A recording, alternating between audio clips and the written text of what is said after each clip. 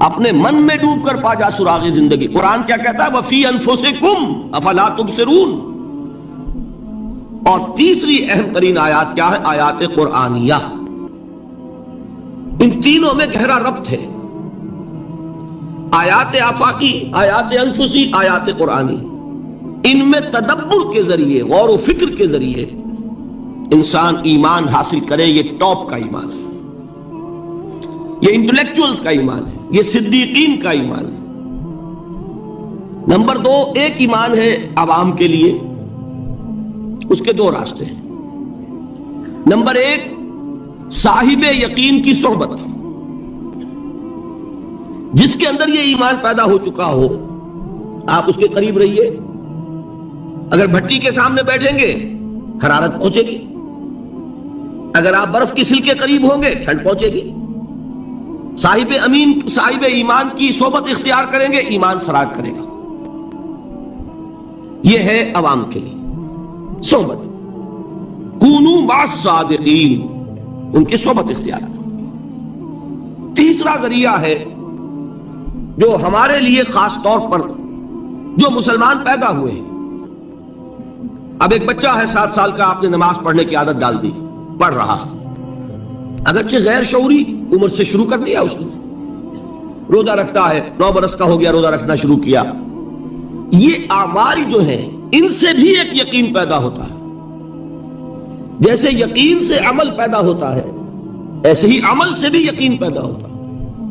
جب مداومت کرتے رہیں گے اس پر تو اس سے بھی ایک یقین کی کیفیت انسان میں پیدا ہو جاتی ہے. سورہ حجرات میں جو بحث آئی ہے اس کے آخر میں یہی ہے کہ اے نبی، یہ بدو جو دعوے دار ہیں ایمان کے، یہ آپ پر احسان دھر رہے ہیں. یمنون علیک ان اسلموا قل لا تمنوا علی اسلامکم بل اللہ یمن علیکم ان ہداکم للایمان ان کنتم صادقین.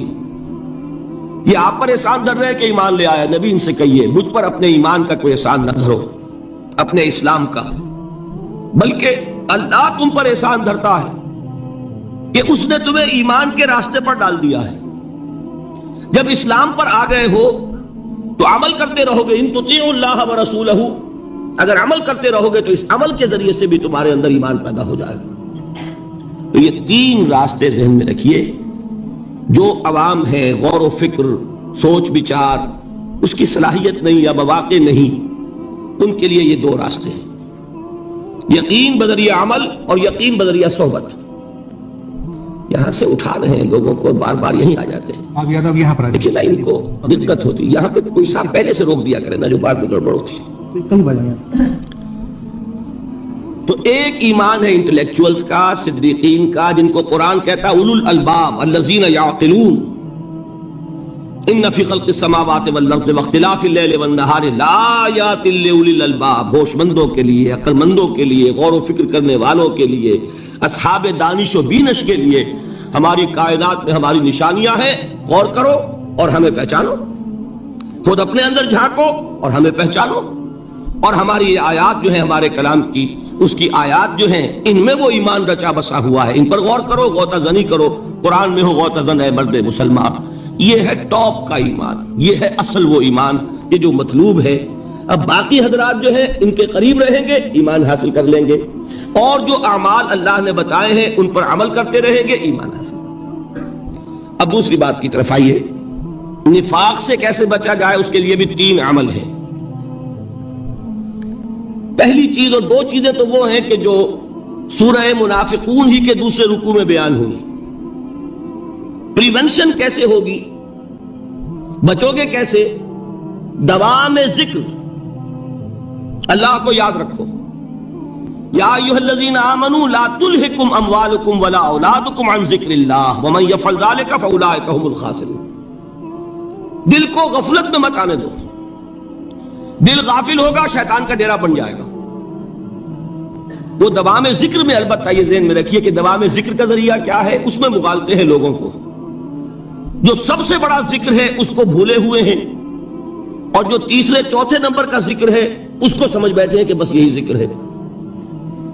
سب سے بڑا ذکر، مجسم ذکر قرآن ہے. الذکر انا نحن نزلنا الذکر وانا له لحافظون. وہ الذکر کون سا ہے؟ قرآن. اسی کو فرمایا، میں نے وہ آیت سنائی تھی کہ لوگ تنزیہ کہتے تھے، یا ایھا الذی نزل علیہ الذکر انک لمجنون، حضور سے مخاطب ہوا کہتے ہیں فلاں جس کے اوپر کے اس کے خیال کے مطابق ذکر نازل ہوا ہے، ہم تو تمہیں پاگل سمجھتے ہیں۔ وہاں بھی لفظ کیا ہے؟ الذکر۔ تو معلوم کیا ہوا؟ انا انزلنا الیک الذکر لتبین للناس ما نزل الیہم، یہ الذکر ہے، تو اس سے بڑا ذکر کوئی نہیں۔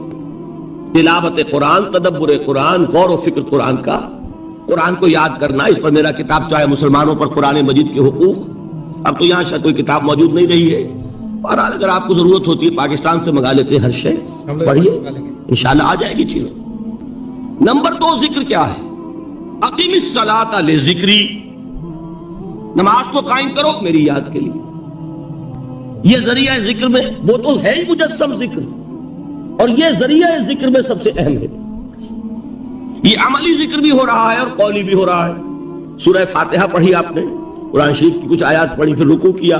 یہ رکوع جو ہے یہ آپ کا عملی ذکر ہے کہ آپ نے اپنے وجود سے اللہ کی عظمت کو تسلیم کیا۔ پھر آپ سجدے میں گرے، یہ آپ کا عملی ذکر ہے کہ اپنے وجود سے آپ نے اللہ کی عظمت کو اور تسلیم کیا۔ تیسری چیز ہے مسنون دعائیں اور مسنون اذکار جو حضور سے ثابت ہے۔ ہمارے ہاں کیا ہو گیا؟ مجھے فلاں بزرگ نے یہ چیز بتائی ہے، وہ تو پڑھتے چلے جا رہے ہیں، نہ قرآن سے دلچسپی، نہ اذکار مسنونہ سے دلچسپی، ادعیہ معصورہ۔ آپ غور کریں گے کہ زندگی کے ہر عمل کے لیے حضور کی دعا موجود ہے۔ صبح اٹھے دعا ہے، آنکھ کھلتے بیت الخلاء میں داخل ہونے لگے دعا ہے، نکلے دعا ہے، وضو کرنے بیٹھے دعا ہے، فارغ ہوئے دعا ہے، مسجد کے لیے گھر سے نکلے دعا ہے، مسجد میں داخل ہوئے دعا ہے، مسجد میں تو ہے ہی ذکر، نماز ہے، تلاوت ہے، باہر نکلے دعا ہے، گھر میں داخل ہونے لگے پھر دعا ہے، سواری پر سوار ہو رہے ہیں دعا ہے، اتر رہے ہیں دعا ہے، شیشہ دیکھ رہے ہیں دعا ہے، کپڑے پہن رہے ہیں دعا۔ زندگی کا کوئی عمل نہیں یہاں تک کہ جو تعلق زن و شو ہے، جس کو کہ خالص حیوانی بات سمجھا جائے گا، اس کے لیے بھی دعا ہے۔ غفلت میں وہ کام بھی نہیں کرتا، سمجھ رہے ہیں آپ؟ اب آپ غور کیجئے، اس میں کوئی اضافی وقت نہیں لگا، کوئی اضافی پوسچر اختیار نہیں کیا آپ نے، یوں بیٹھو، اس طرح بیٹھو، یوں کرو، کوئی آپ کا وقت اضافی نہیں لگا، جو کام کر رہے ہیں اور آپ اللہ کو یاد کر رہے ہیں، اور وہ اللہ کی یاد اس کام کی مناسبت سے ہے۔ ان ادعیہ معصورہ سے 2 تعلق جڑ گئے انسان کے۔ دعا کس سے کر رہے ہیں؟ اللہ سے، جڑا کہ نہیں؟ اور یہ الفاظ کس کے ہیں؟ محمد رسول اللہ کے۔ تو آپ کے 2 تعلق جڑ گئے۔ آپ اپنی جی سے گھڑ کر دعا مانگیں گے تو پہلا تعلق ہو جائے گا، دوسرا نہیں ہوگا۔ بہتر سے بہتر دعا مانگ لیں آپ، لیکن حضور سے جو معصور اور مسنون الفاظ جب آپ زبان سے نکالتے ہیں تو آپ کا تعلق اللہ سے بھی ہوا بذریعہ دعا، اور وہ الفاظ جو کہ حضور کے ہیں صلی اللہ علیہ وسلم تو حضور کے ساتھ ہوا۔ یہ تیسرا درجہ ہے۔ چوتھے درجے میں مانتا ہوں کہ ایک ہوتی ہے خاص کسی شخص کے امراض کی تشخیص کرنے کے بعد تجویز۔ کوئی اگر طبیب ہے، ماہر طبیب روحانی، وہ آپ کو دیکھے گا تو اندازہ لگائے گا کہ آپ میں کیا کمی ہے، اس کے مطابق آپ کو ذکر بتائے گا۔ بھئی فلاں آیت کا مراقبہ کیا کرو۔ کسی میں بزدلی ہوتی ہے، کسی میں مال کی محبت زیادہ ہوتی ہے، کسی میں توکل کی کمی ہے، کسی میں شہرت کی خواہش ہے، نمایاں ہونے کا جذبہ ہے، کسی میں تکبر ہے۔ سب کا ایک سا برس تو نہیں ہوتا نا۔